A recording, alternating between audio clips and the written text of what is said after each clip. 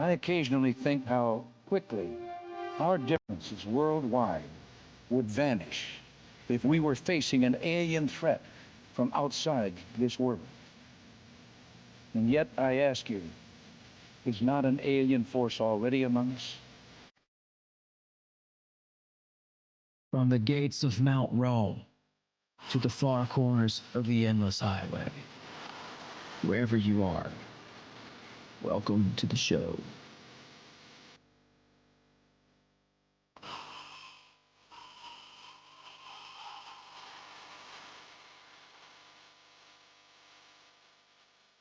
So you believe in some kind of Armageddon? Yeah, yeah, definitely. We in the last times and days right now. The Illuminati's in effect. Effect.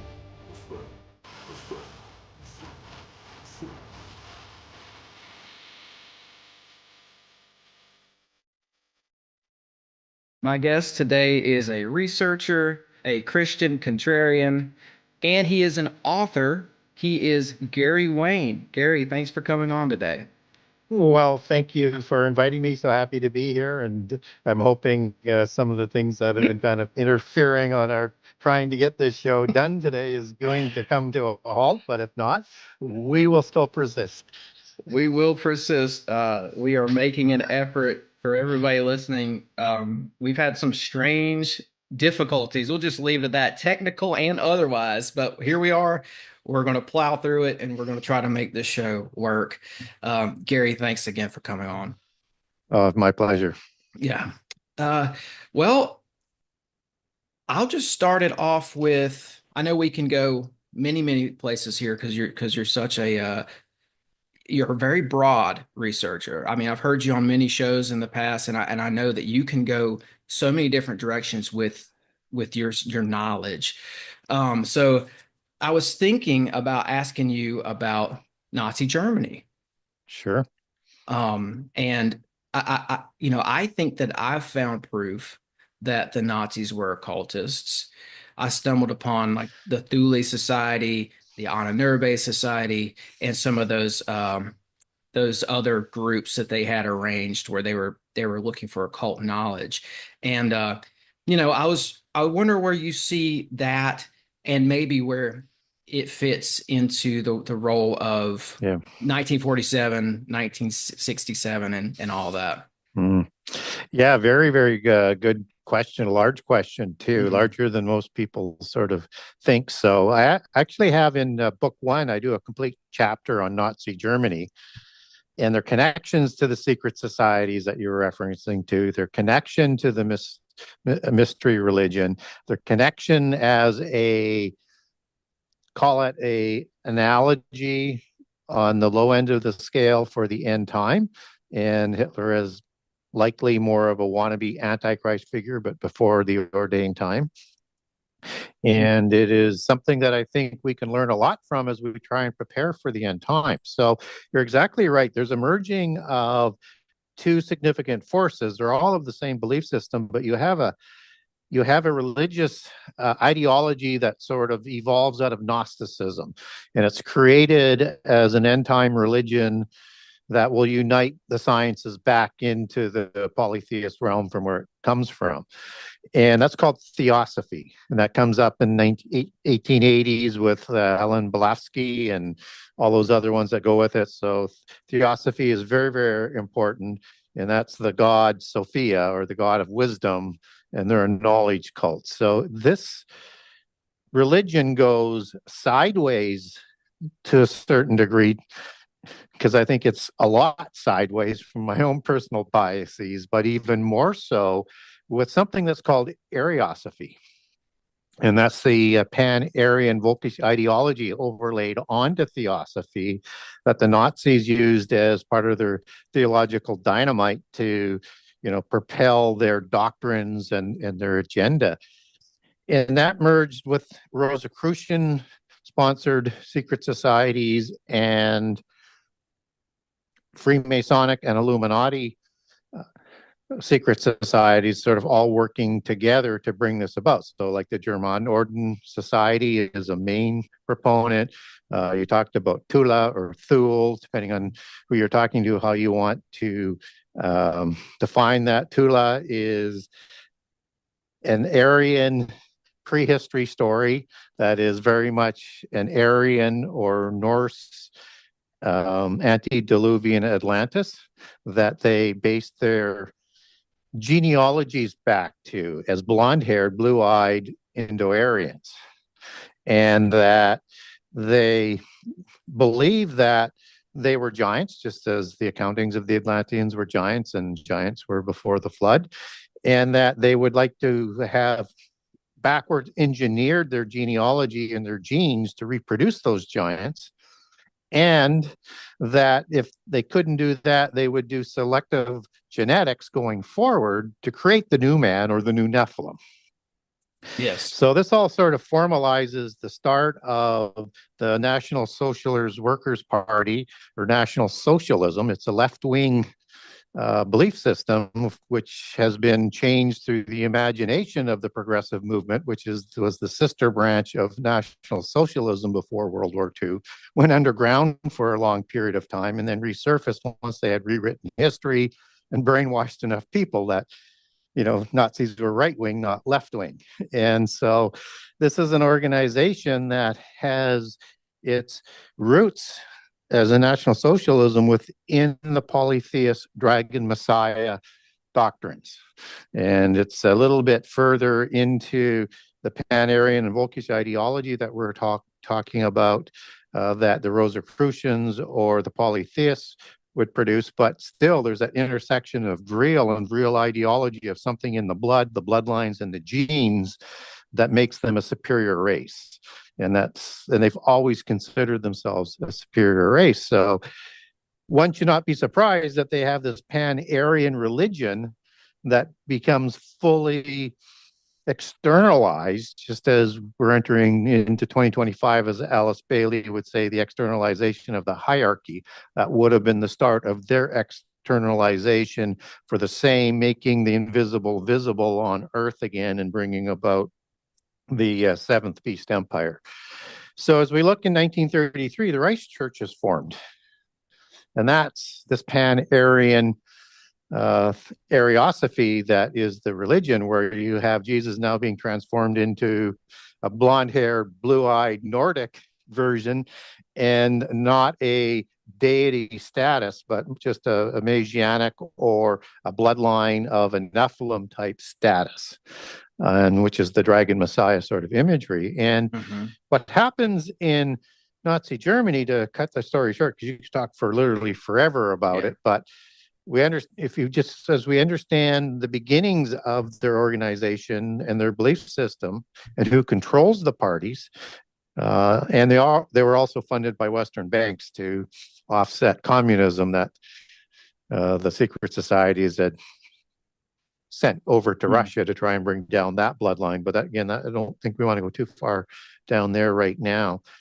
This is a bankrupt nation when Hitler takes power, and he is the Führer. That is an antichristo type of figure in polytheism and out of Wagner's writings, in terms of, and a few other people's writings, that he's creating this imagery from. And when we look at how they come to power so quickly, and not from taking power, but militarily, it is absolutely inexplicable. They're going to develop Tiger tanks and Panzer tanks, and that's still the design on the platform, and that low profile and deflection of shots that was absolutely way ahead of its time, and it came out of nowhere. And if they could have produced enough of them, that alone would have won them the war. They just couldn't produce them fast enough. And they produced the jet engine. They produced the rocket engine. They produced the blitzkrieg strategy.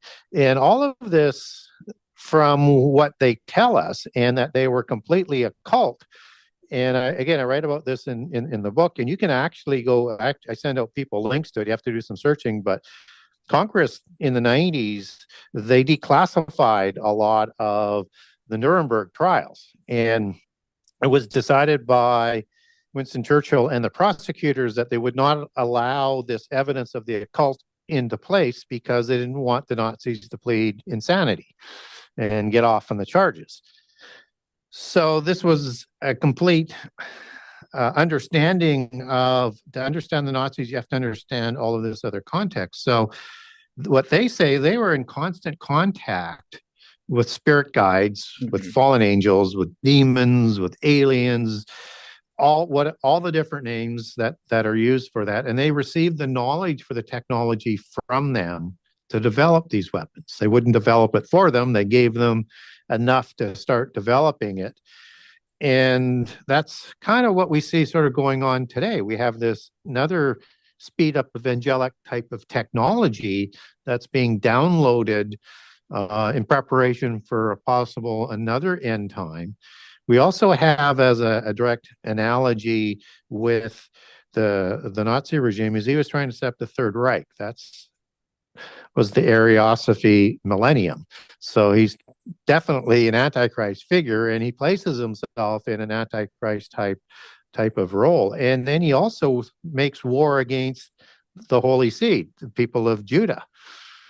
And he would have done a lot more with other people, and Christians were next on the list to be have a genocide waged against them. And all of these are analogies for what we can expect: a mystery religion, an Antichrist type figure, genocide, trying to create a world empire and establish a millennium. Yes, and just to throw in a couple points here, well, as you're talking, I'm thinking about a couple names that have come up in my research. That would be Guido von List, Karl Villiget, and Rudolf von Sabbatendorf. And I think there's another one who's slipping my mind right now, but they were influencers to the Nazis. They helped set up that Thule and some of these other societies that you talked about. And some of those guys actually openly admitted to channeling. It wasn't a secret. It was out there. But these weren't like high officials in the Nazi party. These were the guys who influenced the high officials in the Nazi party. Yeah. So I just want to put that out there for people. If anybody wants names towards the involvement of this, they can look into that. But you said something interesting there about, Hitler going towards basically Judah. I wonder how much of that has to do with, do you see an Edomite connection with the Third Reich? Well, you could certainly make that connection, at least from a spiritual sort of perspective. I think they looked at themselves as the enemy of anybody who was an Adamite, anybody who was a descendant of Abraham, and anybody who had a belief system that was different from them. So they certainly had this transgenerational blood oath in the same way that others have had in the past with the history of Israel, both the Northern Kingdom and the Southern Kingdom. And so I think you could make a connection there, but I wouldn't necessarily take Edom into there. I know some people have tried to make that sort of connection, and it's certainly possible. So when you have giants in the covenant land, one of the reasons why we need to know a little bit about giants in the Bible is you have two varieties of hair coloring, three colors, but two that are essential to this dream, is you have blonde hair, blue-eyed, and red hair, and green eyes, right, as the primary colors. Horim, recorded in Deuteronomy 2 as giants, Raphaim giants to be specific in the Hebrew, were the red-haired variety, and they were in the Edom area.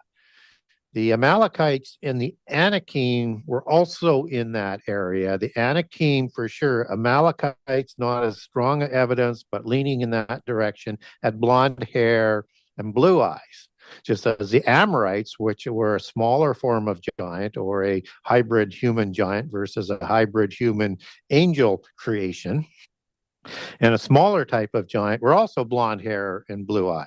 Mm. So the Indo-Aryan perspective that the Norse took is because they're more dominant as blonde hair and blue-eyed, is part of that. Now, there's also a blonde hair, blue-eyed portion that's represented in the Kiev region of the Ukraine. So as the migration of the Tuatha De Danann, which is the connection as you connect a biblical identity to some of the giants to outside the biblical accounts of the Tuatha De Danann, they migrated up the Danube River into Kiev, into Russia, into Germany, and into places like Norway and Sweden.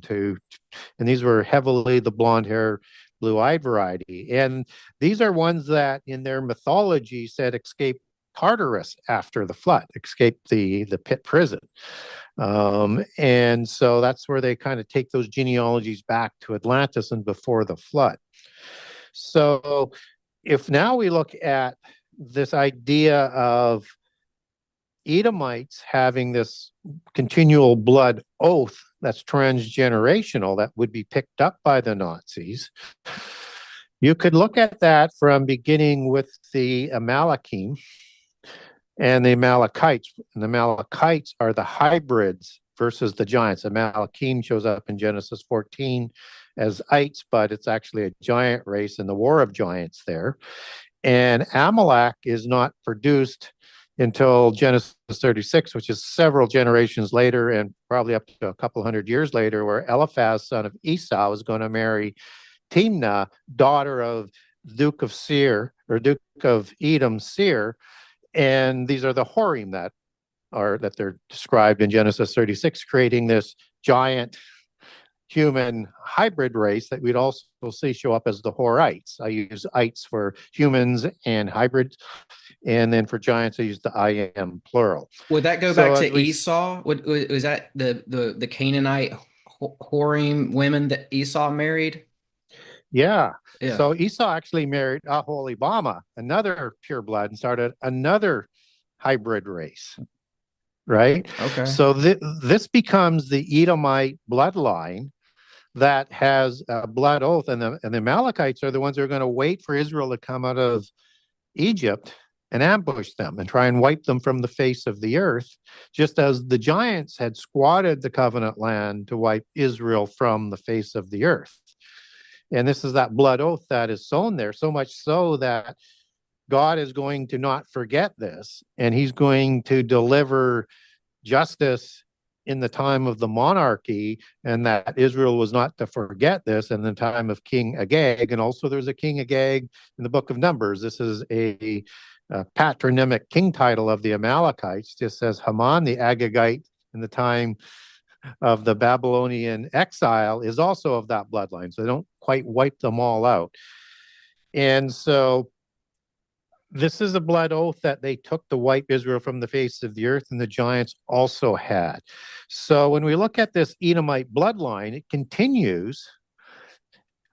And when we see wars in the time of King David and King Saul, they're warring against Edomites. It's still very much a hybrid giant nation, becoming significantly more diluted in the bloodlines because the giants are having to intermarry with humans ongoing, just as I gave the two accounts with Esau and Eliphaz, so that they don't go extinct. But they're trying to keep that circle close to keep the bloodline pure. So King David is going to do battle against the Syrians, and that's another branch of the Horim. You're also going to have Hurim in there and Hivim in there as well, but they are a sister empire to the Edomites. And we know that because when we get into the accounts of the war that comes after at the Salt Sea, David is warring against Edomites and Syrians.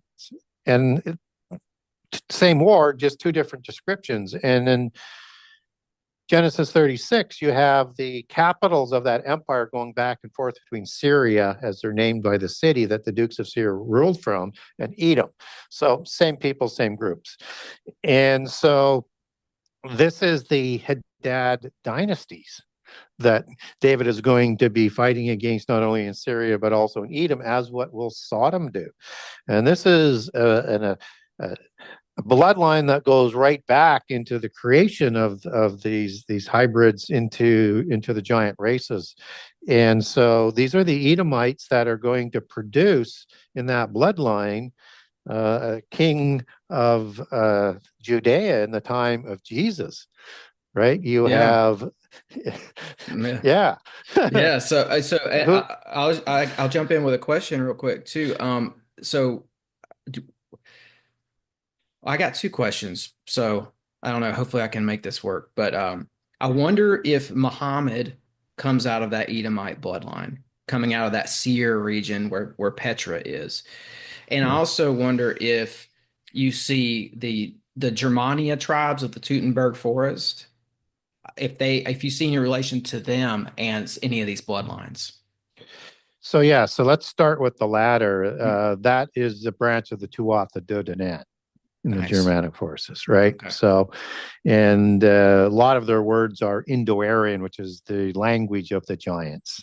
That's one of the ways you can sort of trace, but and the words are basically identical, and they're very similar in other locations of the Tuatha De Danann. So, when we look at I'm sorry, who are we going to be looking at? Not Well, so yeah, I was so that's you answered the Germania question. the Germania, but you Yeah, had one other yeah, people are yes. I was wondering if you come across Muhammad oh, in Muhammad, right? relations to Yeah. Edomites.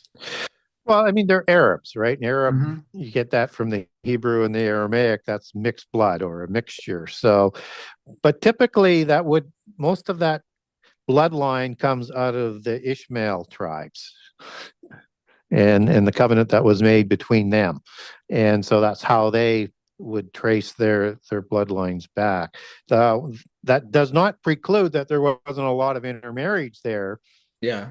Well, I had particularly heard. amongst the leaders, because they're living in the same regions, right? Sure. Yeah, absolutely. And in the same locations. Yeah. Well, I had heard that it's possible that Muhammad was born at Petra. Yes, Petra was the home initially of the Amalekim and the Amalekites. So Amalek and Timnah moved to live there. And even though Petra wasn't built by them, because it's an antediluvian city built by probably giants, Yes. um, that's part of that whole kind of history of Petra. It changes people's who are occupying it several times, but all kind of related, so to speak. Hmm. Yeah, and those Amalekites, I Yep. guess they are descendants of Esau, right? We kind of did we cover Yeah, that? through Eliphaz and Timnah, and That's they right. name their offspring Amalek, Okay. right? Yeah, And yeah. I just find that whole Petra region fascinating. And while I've done a lot of research on the Nazis and their rise to power, they were very fascinated with that Germania region. So I wanted to slip that question in. Actually, it was a group of people, but and I think it may have been a region at some point as well. But you're saying those were the two off the Danann. yeah, That's yeah, fascinating. and one of the branches of the Kievan range is where people sort of get off on this Khazarian aspect was a tribe of Scythians or blonde-haired, blue-eyed giants that were called the Khazars. And so they intermarried significantly with the population there. And then after the diaspora of 70 AD, with the Romans sending Judah into exile after the crucifixion, many migrated into Middle Europa. And it's there that there's some intermarriage with the Jewish people, and what people will come along with the theory that they replaced all of the Jewish people because they're actually Edomites. And so when you understand the connection of the hair color and they're the same people, that were all part of the assembly of the Titanu in the Ugaritic text for these giant tribes, I see how they get there. What you can't do is say that the Khazarians make up all of the Judean genetics. It's a certain percentage, but it's not as high. It didn't replace them 100%. There's the 4 or 5 major groups of surviving Judeans.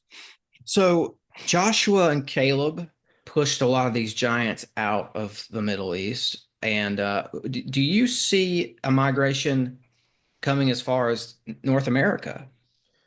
Yeah, I think so. I mean, we get red-haired giants as a common understanding in First Nations history. They're in all of the different tribes, all the different First Nations, not only North America and Central America, South America.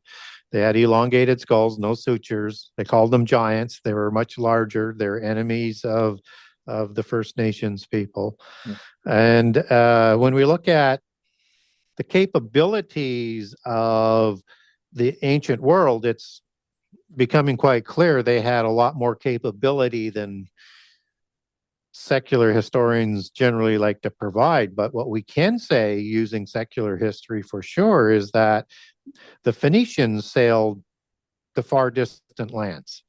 Phoenicians were part of the Sidonian, um, which is, an offspring of Canaan to produce, the one of the 12 tribes. They were, along with other of those 12, formed the Phoenician Empire and Tyre, sister organization and nation as to the Hittites from Heth up in the north as well.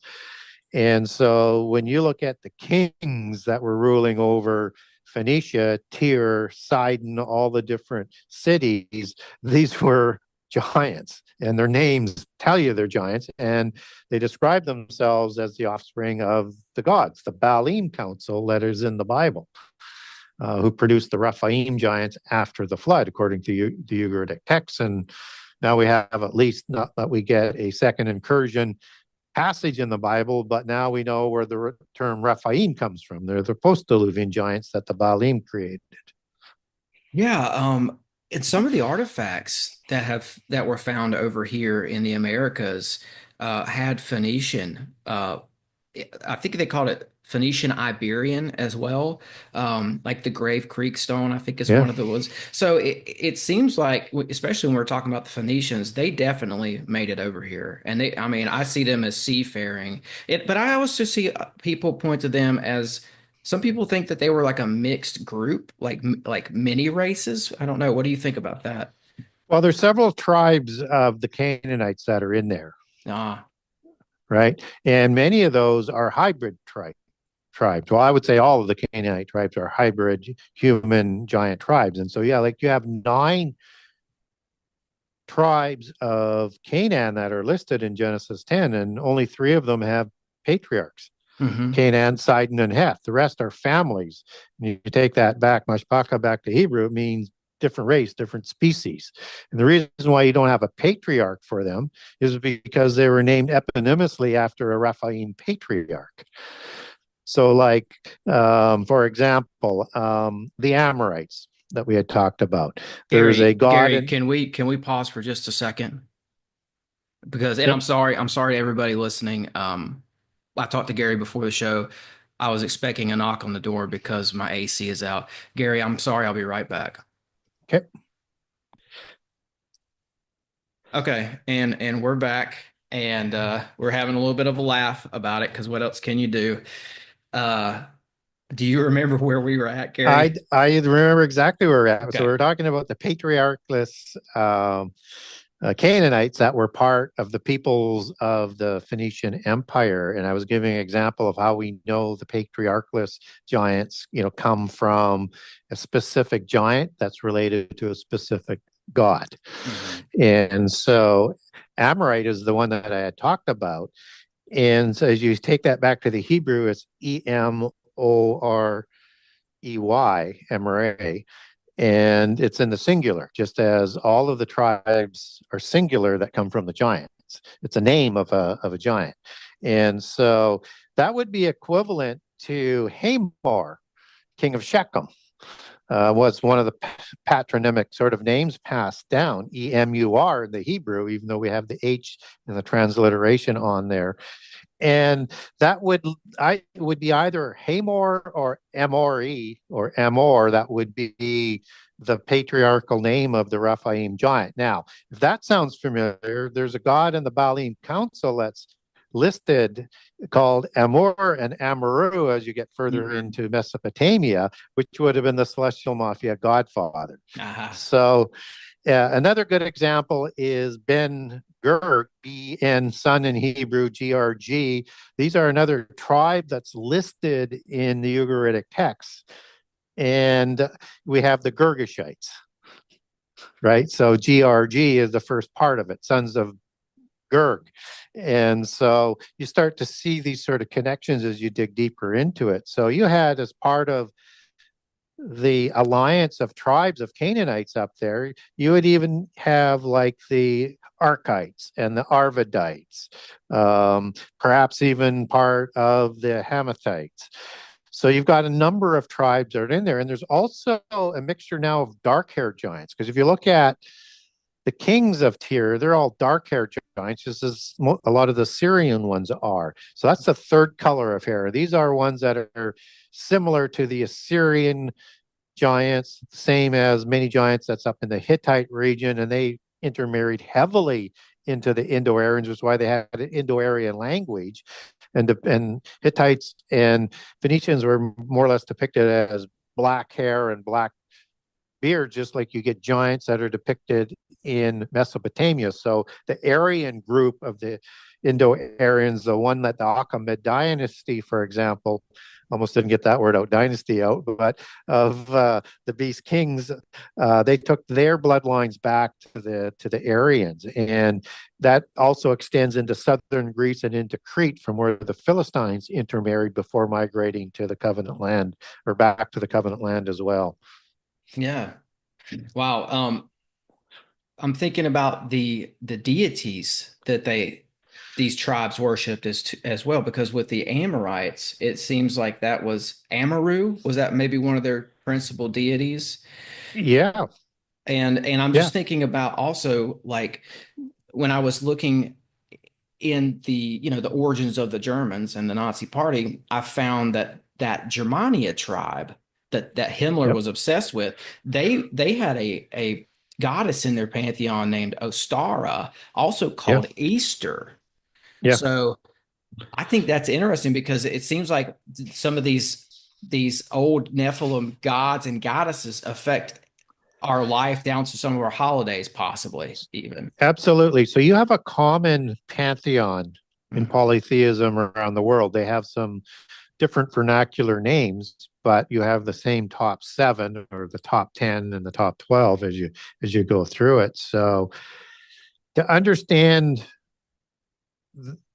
the polytheist pantheon to a certain degree, you have to understand that parent gods ruled before the flood, offspring gods rule after the flood. So El is a parent god of the Canaanites ruling before the flood, also created giants, and his consort was Ashtaroth, also understood and transliterated elsewhere as Astarte, Ishtar, Asherah, all the same goddess. And then after the flood, Baal takes over, and his consort is Anat, as well as Ashtaroth, but that's still before the flood. So these are names that are constant all around the world. So if you would look at Ashtara or Ostera, as that name shows up, and that's also one of the names of the 8 Sabbaths of modern polytheism. From the European perspective, they use Ostera as that particular name, which shows the interchangeability amongst them. They know it's the same gods, just different vernacular names. You would have El as the parent god. So other parent gods before the flood would be like Anu in Sumeria, and his offspring would be Enki and Enlil, who rule after the flood. You have Kronos as the parent god in Greece. Zeus is the offspring god that takes over after the flood. You have one more example, just so that people have a good idea what we're why I say these things, is you have Osiris as the offspring god after the flood, and Ra is the parent god before the flood. They all have a queen of heaven as a wife, a consort.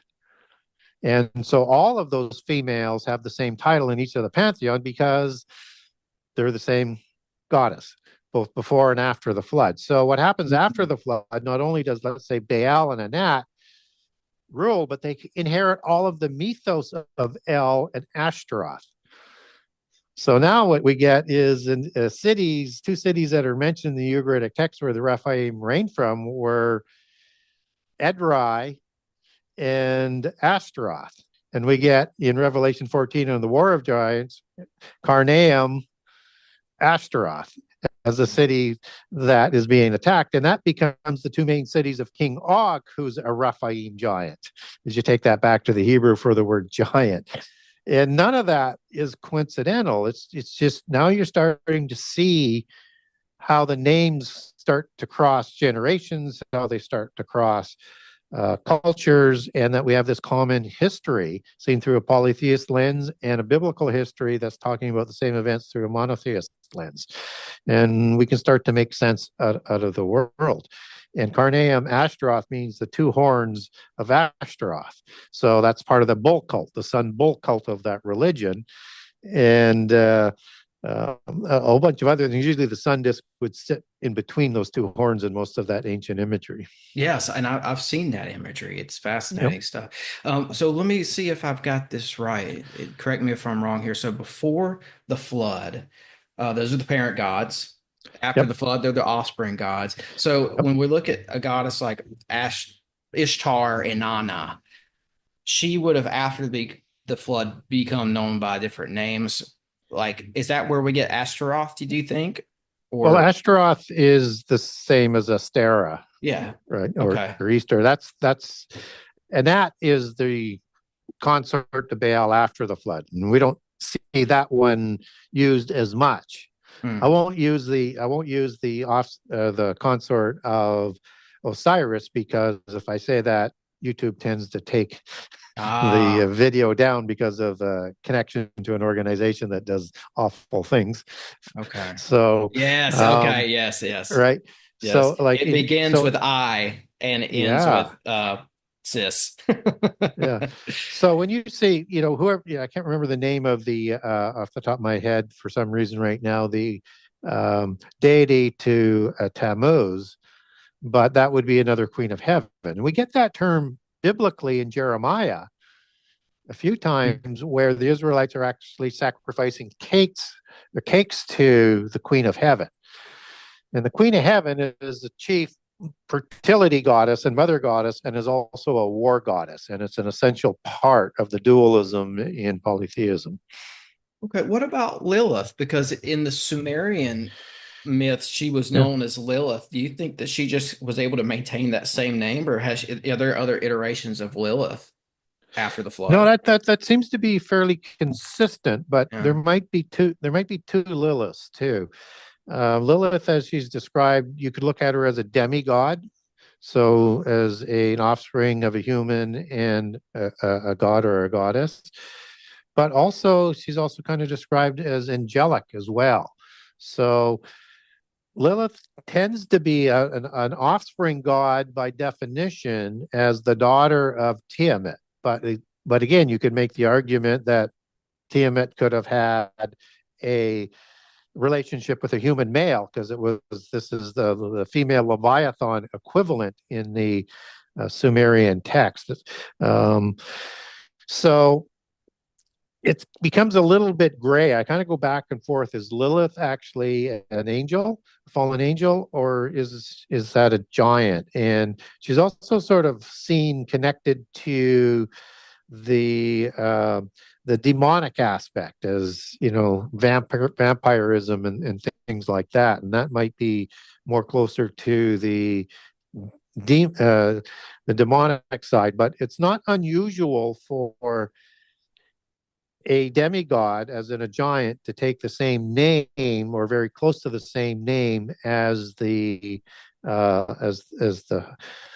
parent. So like Amorite, as we took that back to the god Amaru and Hamor or Amari Hmm. as being the patriarch, right? So that's not uncommon. So we want to be careful with that, but she is a queen of heaven. Yeah. That's where you start to say, hey, I think there might be two of them that have been conflated over time. Yeah, yeah. What about the garden? Do you see Lilith, if she's a demigod or whatever title we're going to give her, do you see her? Because I know the Gnostics seem to think that she was part of the fall, part of Yeah. she had some sort of relation with Adam. I don't know. What have you found with that? Well, we don't get any record of that before the Babylon exile of the Southern Kingdom. Hmm. So then it comes back as it comes back in the form of Kabbalism that has made its entrance into Judaism. Lilith is a excuse me, Lilith is a Mesopotamian or Sumerian mythos. And so they have similar types of creation stories just seen through a polytheist lens and their pantheon versus the God of the Bible. So that's where it comes back. And that's where they overlay Lilith as being a consort to Adam, and in some cases would produce Cain that way as the Yeah. first offspring. But the Gnostics have many twists as to who is the parents of Cain. And in a lot of cases, it's Eve and Satan or Eve and other angels. So they're not all that consistent in that, but it's kind of a direct overlay on there. And that Lilith is there before Eve is created from Adam's rib. Yes. And so, but you don't get any history in Judaism before the Babylonian exile. So this is Okay. just some polytheism that's been woven in on it. But we do want to, you know, sort of understand that Lilith is something that we should be aware of, because you actually get an accounting of Lilith as you take that back um, in the Bible to the Hebrew word in Isaiah 34. So we want to be Yes. like, we don't want to dismiss it completely, but we want to be Yes. able to understand it in the proper context. Yes, and I've read that verse on here before. I don't have it with me, but I went through and I found, I believe it, yeah, I think it's Isaiah 34. There's a verse in there that's talking about the wastelands, Yeah, and in some Bibles, she's not mentioned as a owl or a screech owl. She's literally mentioned by name, by the name of yeah. Lilith. Yeah, and as a hag, and I think of the ESV, Yeah. there's something interesting sort of going on there, and same with the other creatures there. You've got satyrs, Yes. satyr gods, goat gods. You've got dragons, which are seraphim angels.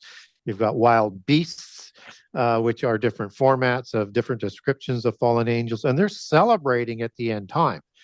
There's a very similar accounting at the destruction of Babylon in Isaiah 13, where you get the same types of angelic beings there. And what's interesting is that by the time of Babylon's destruction in the end time, Revelation 9 has already happened. That's the opening of the pit prison, where all the ones who created giants and did other horrible things against creation and the Holy Spirit were sent to the pit prison for their crimes, and they're now released. And these are the ones that are seemingly celebrating with the destruction of the earth that's coming, as signaled by the destruction of Babylon, the entrance of Antichrist, and then are celebrating again at Armageddon in Isaiah 34.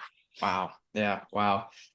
So I've got to jump on something because you mentioned dragons, and I've got to go there for just a second, and Sure. maybe we can get more deeper into bloodlines too with this. But Yeah. I came across this passage last night, and it's in Isaiah. It's Isaiah 14:29. It Yeah. says, "Do not rejoice, all you Philistines, that the rod that struck you is broken." For from the root of the snake will come forth an adder, and its fruit will be a flying fiery serpent. So Yep. I went through and I looked at some of the other variations of this verse. I looked more into that flying fiery serpent part, and I saw that the Hebrew is basilisk.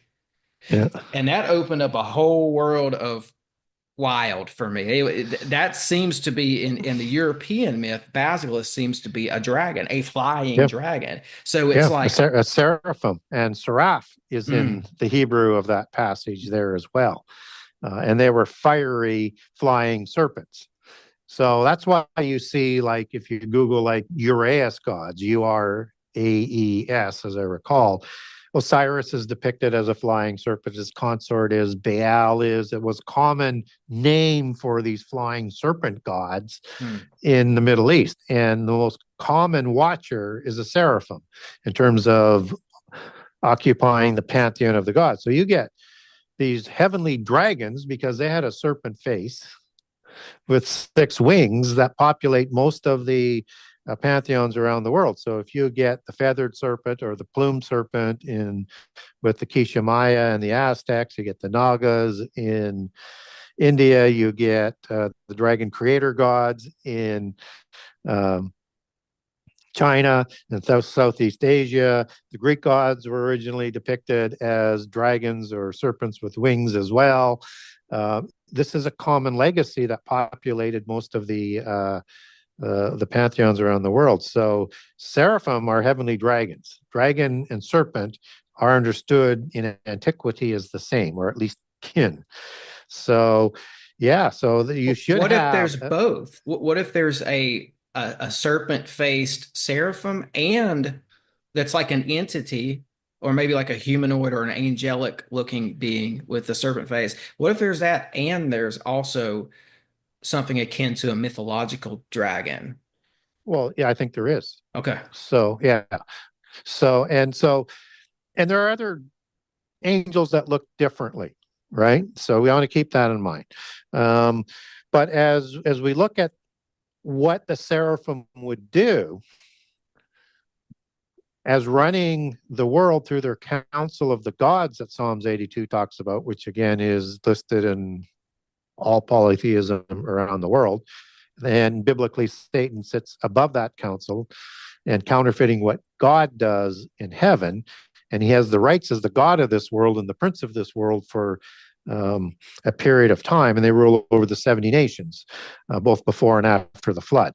So if we start to sort of understand that aspect of things, they would favor creatures that may look like themselves or may pervert the world or corrupt the world and create variations of life by DNA manipulation, sexual copulation, whatever varieties of ways they would have done it to create beings that look just like them.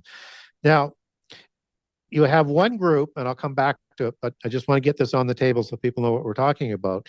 There's this one group that the world is absolutely taken with, is called dinosaurs, which were called dragons up to a couple 100 years ago. And now, which is no coincidence, believe me, they just thought they should better hide that a little bit better with the creation of the name dinosaurs. Now they're telling us that most of the dinosaurs had feathers. So these are feathered serpentine beings. Does that mean that they were created by the angels? Perhaps. And but there's way too much emphasis on the dinosaurs not to have sort of a connection. Now, another being is the Nahash. And if people aren't familiar with that, that's the Hebrew for serpent. So you have to watch its applications. Don't confuse it with seraphim. Specifically, it's a serpent. Not that you can't have fiery serpents that are recorded or poisonous serpents that are used in the Bible, and you would get both terms being used if you got fiery or poisonous. You have to be careful of the context as in the Hebrew as how it's being used. So Nahash was this being that the Gnostics said was as tall as a camel, so bigger than humans. And the Nahash are created before the people in day 6, on day 6. So however long that period is, 2 Peter 3 talks about a day being like 1,000 years with God to humans. And so people will say, well, but we have the sun and the moon to mark the days. Well, that happens about day 4. So we have light entering the world in day 1, but that's not the sun and the moon that are put into place underneath the firmament. So we want to be open to the fact that there's maybe a being that was created before day 6 people. What's interesting in Genesis 3:1, the serpent is a beast of the field. Well, that's what's described before the creation of humans in day 6. So it could be maybe up to 1,000 years. What's interesting about the source word for Nahash is the same spelling, but a different meaning. And it's the source word, which carries some of the meaning forward to the derivative word. Just as Nephal means fall, Nephilim means fallen ones, and that Nephilim derives from Nephilim. So there's a relationship there, but it doesn't mean Nephilim are angels, but they're demigods. Some of it carries forward. Just to make sort of an example of, so people know what I'm talking about. So when we look at what's the meaning of Nahash in the source word, it's a necromancer, it's a sorcerer, it's a priest of polytheism. That's a walking, talking, intelligent human being that deceives Eve, who then has Adam deceived and eat from the tree of the knowledge of good and evil. So all of the Nahash, all of the species are destroyed. And it would have been a favored species. And in Gnosticism, they considered the Nahash the kingly being before Adam comes along. Wow. Yeah. So now if you have multiple species, you could have winged dragons. Yes. That are animals, as well as heavenly dragons that would also appear in the physical world in a physical sort of way. And things start to open up some possibilities that this was actually true. And maybe the fallen angels actually saved some of those animals, and some of them survived for a while. Or maybe they were recreated again for a while shortly after the flood. And maybe but that's we have where a we basis get that. Yeah, So, we have well, a maybe basis that's for the dragon. Yeah. okay. Perfect. Yeah, that's wow, Gary. That's very enlightening. I've never heard it quite laid out like that. It gave me a lot to think about there and sort of ponder on. But yeah, I was just going to say maybe that's why in some of these older pictures and such, you do see the dragon looking like a pet. It looks Yeah. it's got it looks as if it's in servitude almost, or it's Yeah. bound by the neck or whatnot. Yeah. And remember, it was walking, talking. Mm. So it had arms, legs, could have had wings as part of the species. And those were only removed as punishment for the deception in Garden. So it transformed. So, yes, if they're going to keep it in their mythos, which the polytheists do everything, they're going to have this as a being. And even though you don't see it talking a lot, it does have intelligence and it does talk to a certain degree. So I think they're basing it on and it could be even from an antediluvian perspective as well. So, well, it would be because of when it was created, but there's a definite in polytheism, dragons were real. Yeah. They may not tell you that up front, Mm-hmm. but they believe they were real. I think so too. I think, and I was even with that basilisk creature that I found last night. That's thought to be what's depicted in the coat of arms for the Visconti family out of Milan. And I don't know if you've seen that. It's like a family crest and it's got the dragon on it. It's very serpentine dragon and it's got like a man in its mouth. So what I'm wondering. A dragon is a very common imagery that's used in coats of arms. Yes. So for example, the Stuart dynasty had, a dragon in it and a unicorn. Those are representatives for them. It's taciturn imagery for angelic, celestial, mafia godfathers. When you're looking bloodlines that claim some sort of connection to dragons. Seraphim. Yeah. Seraphim watchers. Mm-hmm. And their offspring would have looked just like them initially. And now you get, as an allegory, within the occult, dragon and raven bloodlines, mostly dragon is the allegory for the patriarchal bloodline. For the matriarchal bloodline, it'll be fairy or owl. And just as Lilith is part of the owl sort of allegory, and fairy is like a fairy godmother. The Tuatha De Danann are called the fair fairy folk and the fair folk as giants. So you have a matriarchal bloodline that's allegorized, and you have a patriarchal bloodline that's allegorized in the Royals. Yeah. Yeah. Wow, it's given me a lot to think about there. This is one of those episodes I know I'm gonna have to go back and listen to again. I suspected that was going to be the case. But what about some of these modern families, Gary, like the Bushes or the Royals of England? Yeah. Do you think that they have direct claim to these bloodlines? Yeah, they do. They do. They make that clear. And they keep their genealogies right back into prehistory. Hmm. And a classic example of it would be King Charles III when he was Prince Charles. He said, and he's on record of saying that he descends from Vlad the Impaler, whom Dracula is based on. Dracula translated is son of a dragon. And in Greek, Draconta was a watcher and a dragon. So again, the imagery and the names continue transgenerationally, and he has the genealogies to prove that he has some intermarriage there. And what's also interesting is that Vlad the Impaler's bloodline goes back to the Agrathi tribe of Scythians, giants, as we talked about earlier in the show. And that is a tribe of one of many that Hercules created. Hercules is the offspring of Zeus, who we talked about as a post-Diluvian god who married Alcmene and started the Herculean bloodline, or the Gyges kings. Many of them were named Gog and Magog, kind of named after giants before the flood, because Gog and Magog were originally created by the parent god Iapetus that Poseidon replaces after the flood. Mm. You mentioned Scythians there too, and I always think about something when I hear that term. I was The reading Royal Scythians. yes, Yep. yes. I was reading in some old history book about this account where the Romans were in battle with the Scythians, and the Romans had to take the Scythians out at the Yep. knees. And it's always made me think, well, they must have been giants. Yeah. Must have been Yeah. massive people. Yeah. The only way you could get at their heads to cut their heads off was to hack them on, at the kneecap.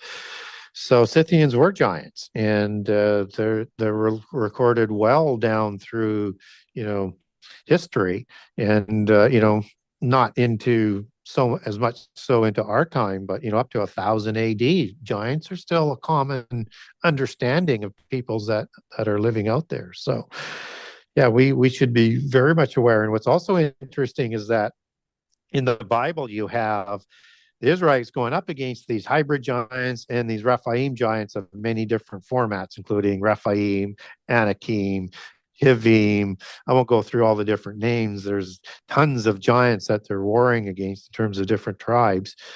And that there's no way they can stand up against them without God's help. And one of the things that God provides them is hornets.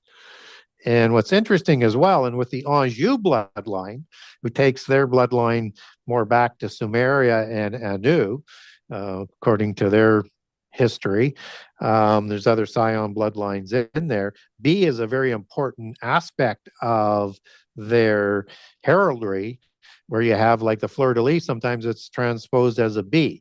And it's kind of like the flip side of the coin. And they believe that they had a hive mind. In other words, they had an ability to speak telepathically and to communicate.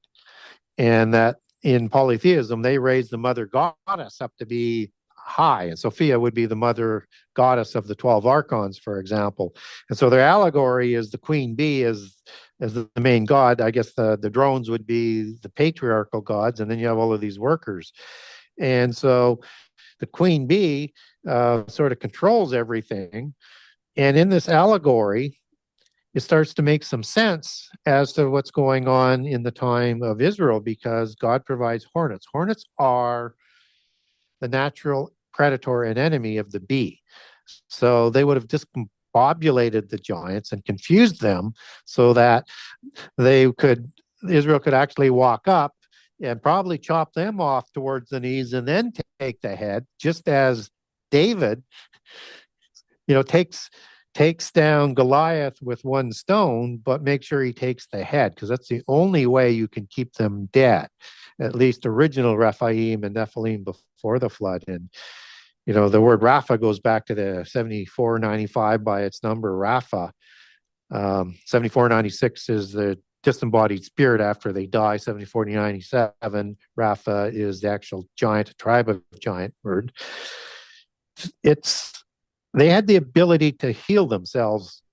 And we get that from the name. We also get that accounting in the Ugaritic text where the Rephaim were great healers. They could heal themselves and they could heal others as well. So if you didn't kill them quickly in a way that they had no time not to repair themselves, they would be able to grow an arm back or repair almost any sort of wound. So all of these different types of things start to make sense once you understand what's the meaning to the detail. Yeah, yeah, and they're superhuman. It goes back to what I think a lot of these influencers of the Third Reich were trying to say about their beliefs in their like Atlantean Aryan forefathers. They said that they were superhuman people, and I mean this is not just like the Nazis. This is sprinkled in mythologies across antiquity. There's groups of people everywhere that seem to have myths of ancestors who had superpowers, and you see it in the culture today. We're fascinated with, I mean, every movie that's coming out recently has been like a comic book movie, because I went to see a movie recently, and 8 of the 9 previews were all about superhuman people or people with superpowers. There's something to all this. Well, yeah, superheroes are based on ancient giants. So, and you even have ones as obvious as Thor in there, right? Offspring of the gods. So, and the word hero, we see that in Greek mythology, and that's describing giants like Hercules. They're called titans of the earth and heroes. And so the 10 kings of Atlantis were heroes, giant kings that were trying to set up a world government before the flood. And hero is sort of defined as a demigod. And a demigod is understood and defined in ancientology as the offspring of a god and a human female. So these are all superhumans, superheroes that are based on what these giants looked like, and they had many gifts from the gods, and it would vary from depending on which type of watcher and how much of the DNA was passed on, what they would have. So should you be surprised they have a lot of dragon or serpentine like superheroes? Or would you be surprised that they have things like lions as superheroes or eagles? These are different traits of different angels as watchers. Like the cherubim would have produced several different kinds with the 4 faces that they have. But the best one to go to is the Canaanite pantheon that we get told so much about in the Bible. And you have Superman, who is original name is it's either Jor-El or Dur-El, and his father, that's the father and the son. They're of the house of El. Right? And so this is a Messianic type of figure come to save the world as an offspring of the gods. So don't be surprised if these royal bloodlines, kings of God, El is the word for an angel or a god in Hebrew. Al is a transliteration of that. There are other transliterations that are similar, like Il, for example, and others. But Baal, for example, means Lord God or Master God. And that's part of that transliteration. And so Royal goes back as kings of God. And, king goes back to Old French roi, back to rig and regalis and Latin, which goes back to Indo-Aryan reg for a ruler or a king. So again, these are all related in their etymology to the giants. The superheroes are all about being a preparation of what would like to see come back again. So it would be like sort of the days of Noah, where Watchers and Giants walked among us. Now, what's really interesting is that S on Superman is serpentine-like in that S shape. And of course, Baal and El were Uraeus gods, seraphim gods. And the Superman symbol looks kind of like that Visconti coat of arms with that old dragon on it. You know, if you reconfigured the dragon a little bit, it looks like a Superman logo. Wow, it all comes together. It all comes together. Yep. And you know, even I wanted to ask you about this too, because I know you have a chapter in your book on the Rosicrucians. Yep. And you know, we're talking about influences in culture, and I was thinking about Tolkien as well, because it seems like Lord of the Rings was based on a lot of the stuff we're talking about today, and I've also heard that he was a Rosicrucian. What are your thoughts on that? Yeah, he probably was higher than Rosicrucian, but at that time he's young and he's at Oxford when he learns his craft in the Inkling Society, which is a secret society sponsored organization to do the entertainment and teach the craft of writing. He would already have the knowledge. So there's no way that he's going to be in this society that's a Rosicrucian sponsored society, the Golden Dawn Society, if he doesn't have royal bloodlines, right? He's already got the knowledge. And so he's going to write from a Norse perspective, an antediluvian history in Lord of the Rings. So the White Elves, which are not, shown as the great giants that they are, that's a description they would place on what a lot of the giants looked like. The Shea people or the Tuatha De Danann, the fair folk. White elves are different than dark elves. Dark elves are part of the little people group. You get lots of little people in there as well. And white elves or giants were at the top of the visible hierarchy. And so you get like dwarves in the Lord of the Rings. Well, what they did in the occult, they lived in the ground, generally in mountains, and they built the weapons for the giants. So all of these individuals are part of their history. The Lord of the Rings is the lords of the demigod kings that were part of this council of the giants that reported to the council of the gods. So they all had a ring as a sign and authority that they received from the council of the gods to rule. And I won't go through all of the imagery in the Lord of the Rings because you could do a whole show on it. But at the end of the show, you see them sailing away, all of these different beings on a ship, because now is the age of man. That's the allegory of the flood. So they're not dead. They're just going to another dimension. So in the Egyptian religion, for example, the pharaohs would sail on a boat to the other world. In the Norse religion, they do the same thing. And in other ones like the Ugaritic text, they were paraded to the other world to join the gods. So that's the imagery that's being projected, and great, terrific storytelling, all polytheist beliefs in it. Yeah. Wow. Yeah, Lord of the Rings. There you have it, folks. And he got a lot of that, I think, from the Kalevala, the Finnish folklore as well. I think it was at least an influence for Tolkien. Yeah, if you follow his bloodline, it goes back to Odin and to the Norse. I have a document. Yeah.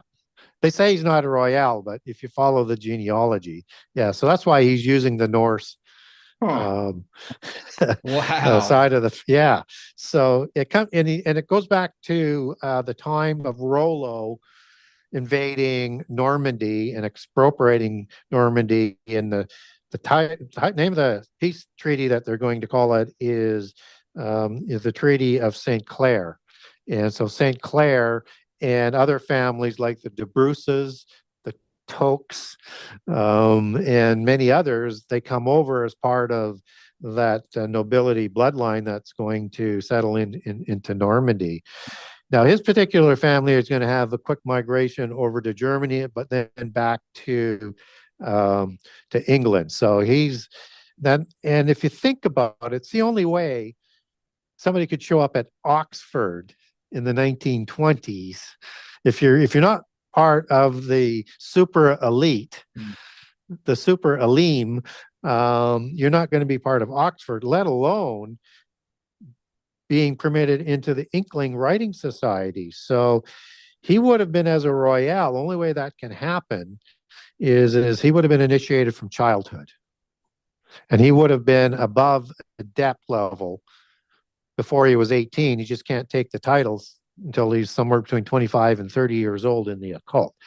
So he's higher than the Rosicrucians. He has all the knowledge. He's only there to learn how to learn the writing craft. Yeah, yeah. Was C.S. Lewis a part of that as well? He was. And he takes his royal bloodline back to the Llewellyns. Okay. Well, I'm not familiar with them, but is that another royal family? It is. And actually, I think his grandfather was a direct illegitimate offspring as well on the other scioning of the King of England. So yeah. And these bloodlines, like, so Tolkien's goes directly back to Odin. Yeah. Wow. Yep. Wow. I mean, yeah. And then we talked about somebody earlier, Vlad, who goes back to Hercules. Yeah. These are names that people will recognize from mythology, Odin and Hercules. Yeah. Yeah. Yeah. And they keep their genealogies because that's where they fit in the hierarchy within their culture. Yeah. Wow. That's incredible. I'm going to go ahead and wind it down because it sounds like my house is going to fall apart. I've got guys in here working on stuff. I appreciate your patience and your willingness to go through with this today, Gary. I know I'll ask you one more thing. I know that you're a voracious researcher. What are you excited about researching next or currently? Well, I've been so busy promoting book 2 that I haven't had a whole lot of time to do a lot more research, but I have started another book where I'm not sure whether I'm going to put it as part of the series or not. It sort of comes out of prehistory, but it's about understanding how the Holy Covenant sort of comes together and all the covenants that sort of build up to it. So it begins with Adam.